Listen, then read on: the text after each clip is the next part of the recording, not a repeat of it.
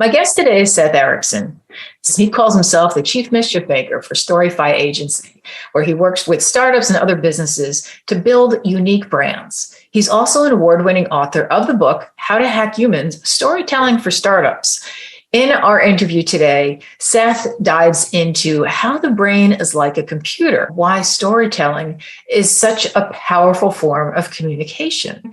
And he makes a pretty good case for using storytelling in B2B marketing. So let's dive right in. Okay, Seth Erickson, I am excited to talk to you. We've never actually met before, so this is a whole new thing. But the whole thing with storytelling is that it really, it brings you back to like childhood, like I'm going to tell you a story.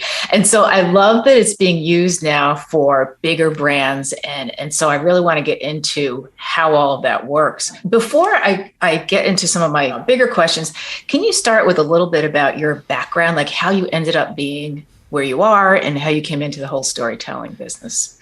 Yeah, back in 2015, I was running a successful web design agency, and I was kind of getting disillusioned with what we were doing as a company because we were making a ton of money. And then every time we went back to clients and said, well, are you getting more ROI? Are you getting more sales? Are you getting more contacts? They said, no, but we really love the website.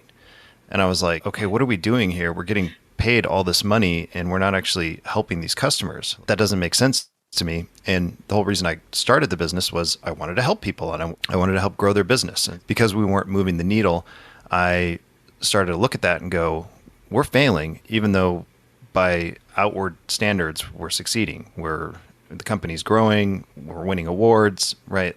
So something's disconnected here. And I worked with a guy who was the international head of branding for GoDaddy. He's a friend of mine. And we went through this really long exercise of like, what is your brand? What are you trying to do? Where are you guys going? And at the end of it, he goes, you're a storyteller. And I was like, great. How do I make money as a storyteller? And he gave me this book called Winning the Story Wars by Jonas Sachs. And that book pretty much blew my mind. I was like, this is absolutely fascinating. At that point in time, we were also trying to go, okay, we're great at pushing pixels around the screen. We're great at doing development. We're great at, making things pretty. But how do we actually market? Because we didn't really understand that. We were just designers who made pretty things. And so we started going down this marketing path, trying to learn what is marketing and how do we do this effectively and whatnot. And we've basically found what I would call just a lot of crap that I was like, I don't like this. This makes me feel icky when I try to do this.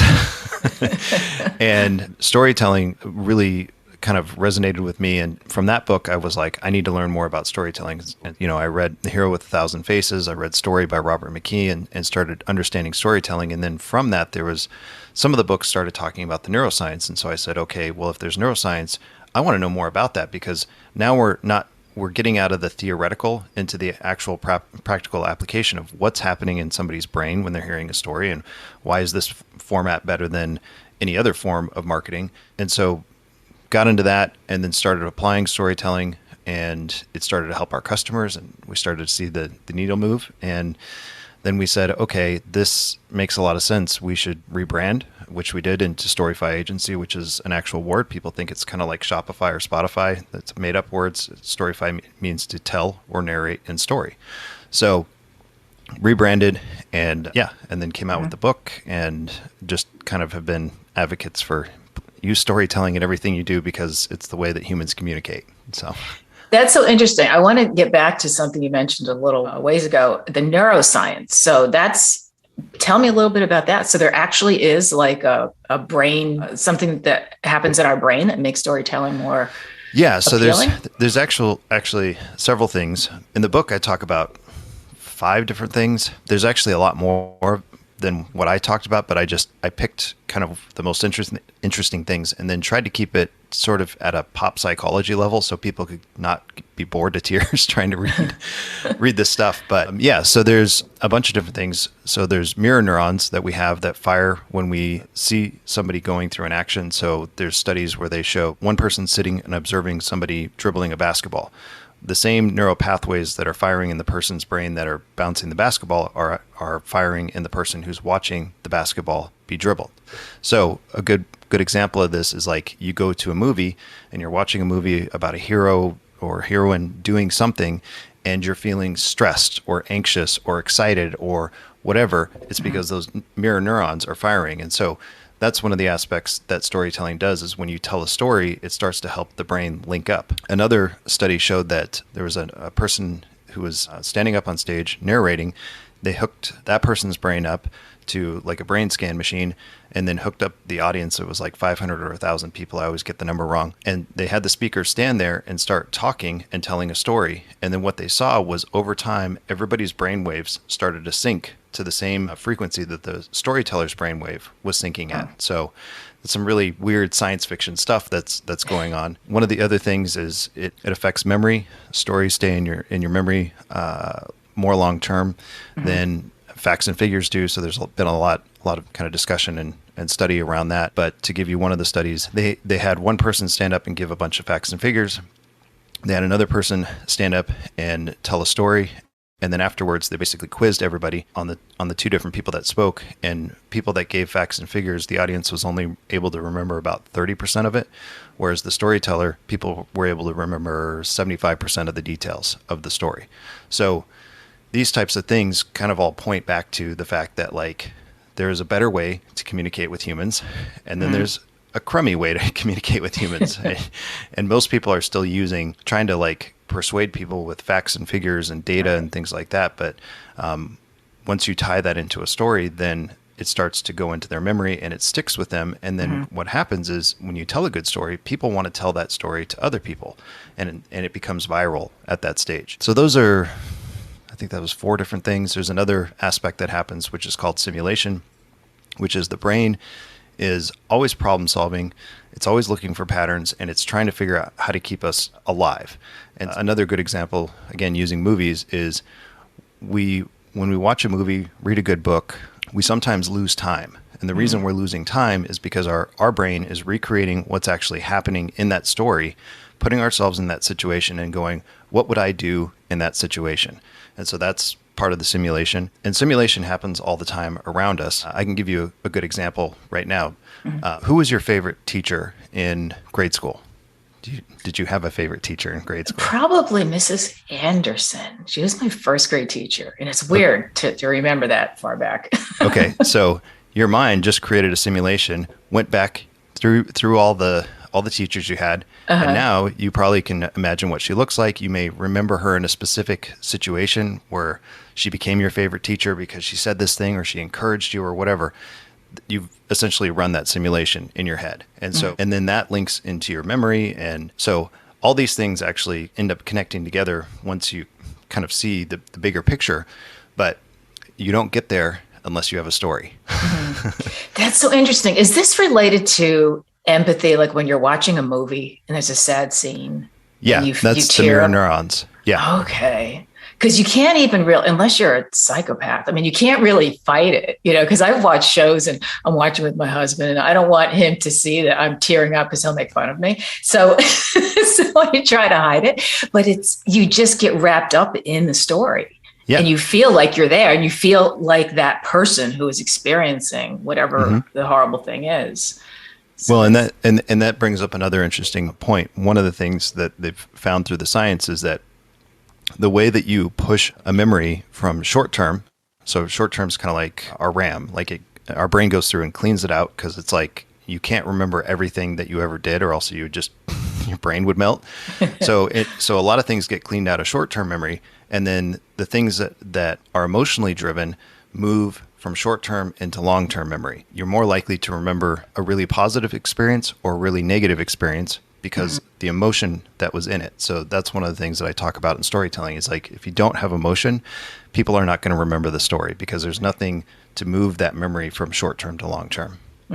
It's interesting because in conversion copywriting, what I do is it's all about having the person feel an emotion. And it's constantly about, and I post about this all the time on LinkedIn, is how if people don't feel anything, they're not going to do anything. They have to feel. And that's why, people say, the problem, agitation, solution formula that is used a lot in copywriting. It's like, why do you tell the problem, you agitate it, like really pour like lemon Stick juice. your finger in the wound.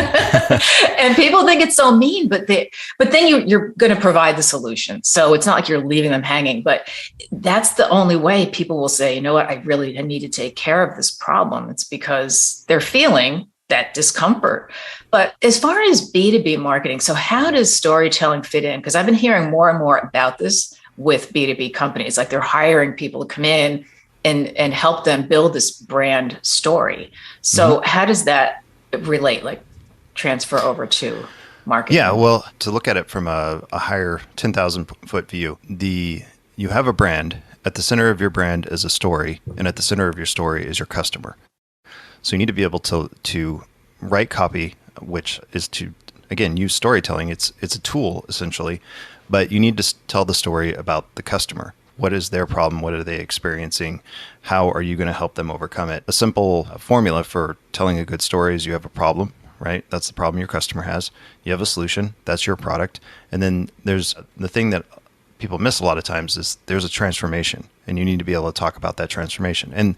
And what I just said very much follows, problem, agitate the problem, So you're telling a story in that way, but so much of B2B communications is corporate speak. So to get to the crux of the problem is that people do not talk to other people like humans. They talk to them like they're robots, or they talk like they're a robot. And so there's this disconnect where they're just giving information instead of actually telling a story. And so we've all seen these emails where it's like, hi, so-and-so, I work for this amazing company, and, we're super great. And it's all me. And we should set up a meeting. And it's like, no, stranger, I don't know you. And all you did was talk about yourself. And it's like going to a party, running into somebody who just goes, blah, blah, blah, I'm super amazing. And you're like, okay, I'm going to go somewhere else now because we're not actually having a conversation. Right. It's a monologue. Yeah. And I do a lot of work in the B2B area with my clients. I have a client specifically who sells B2B to the enterprise IT. And we constantly tell stories. We use analogies to drive those stories. I was just laughing because I was thinking about, I listened to several of your podcasts before the show, and I was listening to the lady that talked about humor in her. Emily. Yeah. Yeah. And I use a lot of humor, and I use humor through analogizing. So we had this email campaign that we sent out, and it was around Halloween. And so I was like, well, we're going to do like a horror story or something. And so we tied the idea of legacy software. So this is the software that's, the company's holding on to for 20 years because they don't want to update it, right? It was written, in the past, and they're like, it's too expensive to change and stuff. And the story that we told is something along the lines of, you want to double tap grandma because she's turned into a zombie, but management won't let you, and so we told this like whole we analogized this whole thing about this old software that management wants to keep running. And so they've got grandma locked up in the basement because if she runs free, she's going to go around and biting everybody. And that's like, the software has kind of got like all these security risks and everything. And so we kind of tie all these ideas together, and we got quite a few laughs from that. It's funny because even like on that podcast, what we were talking about was how humor is, B2B is wary of it, because if it's not done right, or if it's like you're always going to tick off people. It doesn't matter what you do, but humor, you think about like the Dollar Shave Club. I'm sure you've seen that commercial. Yeah. It's hilarious, but he uses the F word. He's ridiculous. And the whole thing though, you can't help but laugh at some point, And so it's just funny though, that people are still a little bit nervous about it. Like, what was the general response to that? Has it been long enough? I mean, we got a bunch of laughs, and people got a kick out of it. We didn't get any emails back saying you guys are stupid or whatever. Like I try to use humor all the time. And I think so, in my mind, there's some good rules that you can follow around humor. One, don't make jokes about politics. Don't make jokes about religion. Don't make jokes about sexuality. Like, other than that, you're pretty free to have a wide range of jokes that you can make that are not going to offend anybody. Yeah, I mean, my book is a funny example. One of the most glowing reviews that I got about my book, it's like 3 or 4 paragraphs long. This guy was like, I absolutely love this book, da da da da da da. But he's like, I'm not giving it 5 out of 5 stars because I did not care for Seth's humor. Really? And so even though he appreciated the information, he thought it was amazing, he's just like, this guy's humor is not my cup of tea. But I know that, right? Like as an author, I'm not trying to write for everybody. And I realize there's some people I'm going to like or are going to like me and some people that aren't. But that's really how you start building a strong brand is you have those people who are fans, and then there's people who don't like you, and you realize that you're not right for everybody, and that's okay. It's all part of the process. And it's like, because we're humans, right? Like all of us have people that either like us or don't like us for whatever reasons, but it's part of life. And what about telling a story about your brand itself? So say you go to an about page of a company, like how can you use storytelling in that? Because I always say, your about page is still about your reader, about your customers. So even though it's like, I would tell like my credentials, but it benefits you because of this kind of thing. So can you weave storytelling into like an about page? Yeah. I mean, that's what you said is exactly what I recommend. It's like, don't tell me the story of how, you were built 20 years ago and, all this stuff. Explain to me why the company exists. And most companies were built to solve a specific problem for their customer. So tell that story. That's the story we're looking for. On that same subject, like people always are like, well, what do I do? How do I tell a story with a personal brand? It's like, you tell the same story of your experience, but then you talk about the transformation that you had. And then because of that transformation, that's why you are the right person to help somebody overcome those same challenges. So they're pretty much the same, but companies just, they spend too much time, flapping their gums about how they're award winning and they have the best customer service and all this stuff. And it's like, everybody expects that. Right. Like nobody's going, I want to hire the company that, treats me like dirt as soon as I sign up with them.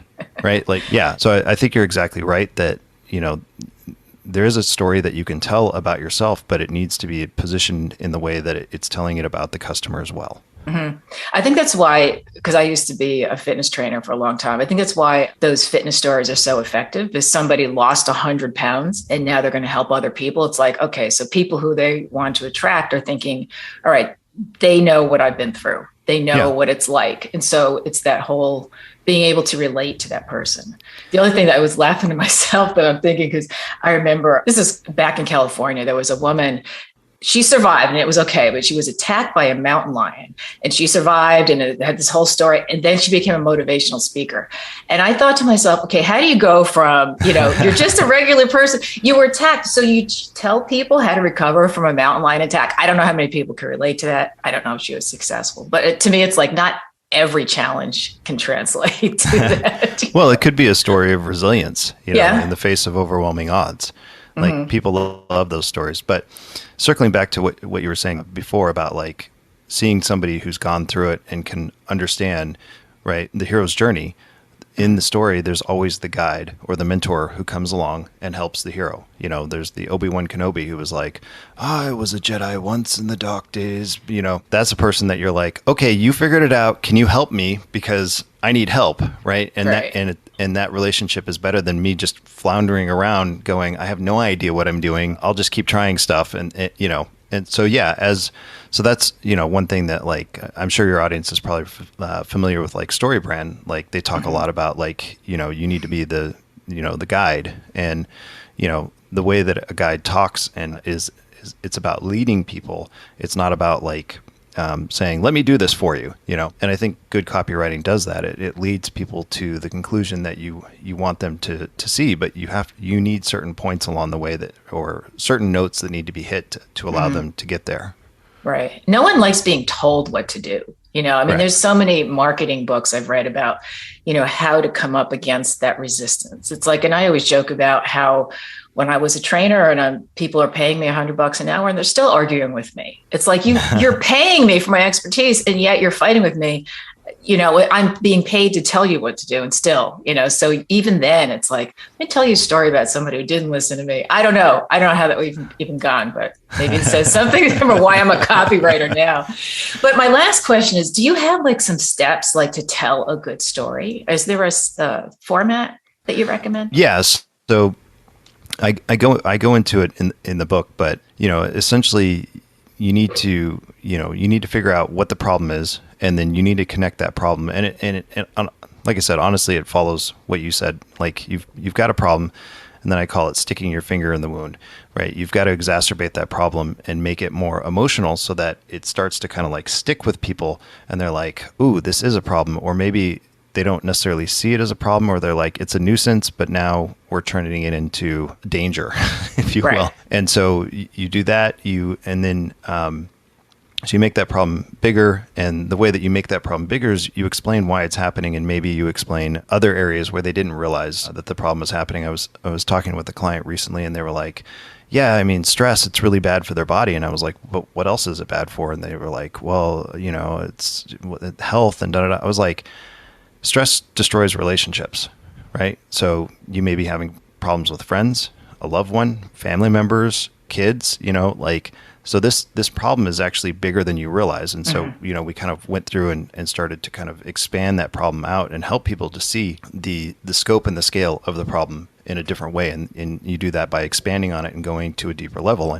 And the mentor does that for their customer to help them really grasp what the stakes are. And then from there, you have the opportunity to say, but I can help you. I understand what you're going through, and here's how I'm going to help you. And then from there, you need to move to, and once I help you, here's the transformation. So like I said, problem, solution, transformation, but I go into more depth in the book. So there's my plug for, you should buy my book. And kind of explaining like, how do you break those components down and tell a compelling story in a way that will get people to take action. Yeah. And it doesn't sound hard to do. Like, it really just seems like a matter of sitting down and just kind of going through it and with what you know. No. And here's the problem. Actually, I'll give you an example that I think anybody in your audience can kind of follow along with. So if I come up to you and I say, okay, 16, 24, 39, 11, 2, do you know the next number in that sequence? Do I? No, but I'm bad at math, even if it's any kind of problems. But why not? I gave you all the information. You should know, right? I gave you the information. But if I come to you and I say 1, 2, 3, 4, 5, 6, what's the next number in the sequence? Right, 7. Yes. I even knew that one. But that's the difference between giving people a bunch of information, writing a bunch of copy, and then telling a story. A story actually puts together a sequence that the brain can follow along and go, I get it. I understand what you're saying. I understand why I need this thing. I have to have it by now. Right? And so what we see, so we still do websites, but now our websites are story driven. And what we see is 90+% of websites and content out there is just giving people information. And then there's the marketer sitting on the other side going, why don't they get it? I know what 27, 32, 5, 6, means. Why don't they? And so the storytelling starts to kind of put it in the order that the brain can go, I get it. I'm going from A to B to C to D, and I understand. And because I understand, I can make a decision, right? And if you don't understand, it's just like, oh, this is more gobbledygook I just read on some website. So there's the big difference is there's a lot of people writing copy and giving information and data, but they're not putting it in the right format.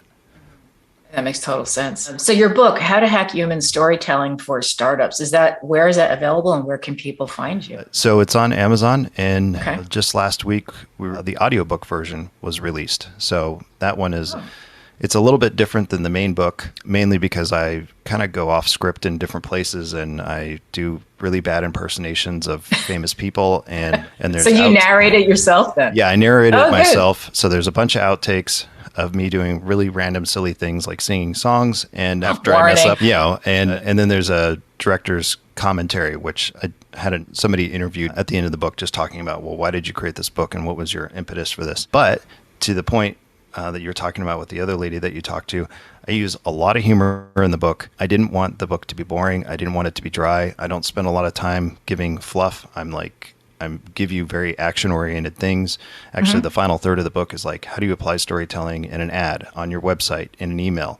Like, I just tell people how to do it instead of saying, and if you want to know more, you got to hire us to do it for you. Yeah. That's not always possible. I can't wait to read it now because I'm excited about it. And where else can they find? Are you active on LinkedIn? Are you? I'm on LinkedIn. I post some things on Instagram. I post some things on Facebook. I'm not really active on Facebook or Instagram. I mean, you'll get a post from me like once a month maybe, and I usually don't talk about storytelling. I'm taking pictures of like barbecue that I'm making.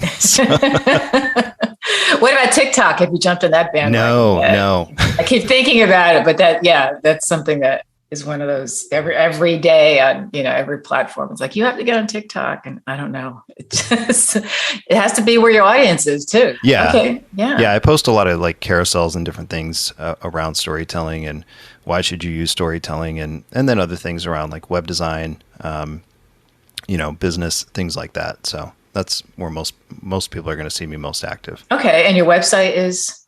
Storyfyagency.com.